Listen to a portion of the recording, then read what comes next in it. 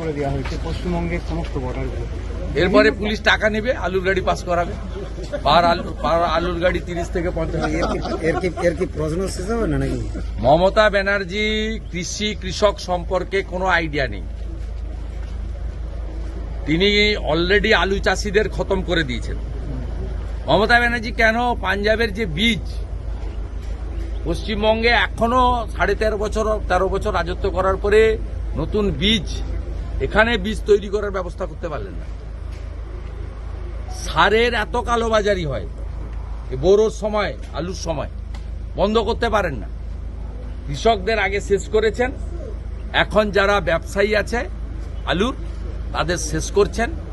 Garhbeta, Bankura, Chandrakona road সহ এই জোনের যে আলু ব্যবসায়ী, এই আলু মূলত বাইরের রাজ্যে যায়। এটাকে ডালা আলু বলে। এই আলু বাইরের রাজ্যে যায়। আপনি বন্ধ করে দেওয়া মানে ব্যবসায়ীদেরকে খতম করছেন।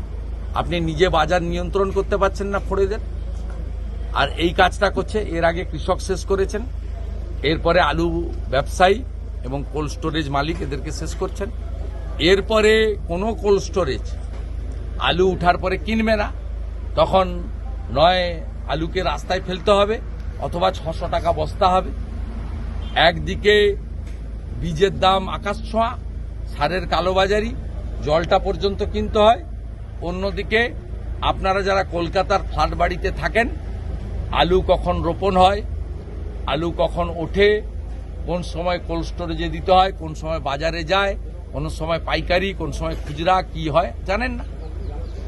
একইভাবে আমন কখন বীজতলা ফেলা হয়, কখন রোপণ হয়, বৃষ্টি কখন লাগে, আর বোরো চাষে জল দিতে হয়, জল কিনে আনতে মানে পারে না মানুষ, সেচ কিছুই জানেন না। এই সব লোক বসে আছে, এই আলুর কিলো 40 টাকা, বাজারকে নিয়ন্ত্রণ করতে পারছেন না, আর কৃষককে মেরেছেন, এবার আলু ব্যবসায়ীদের মারবেন।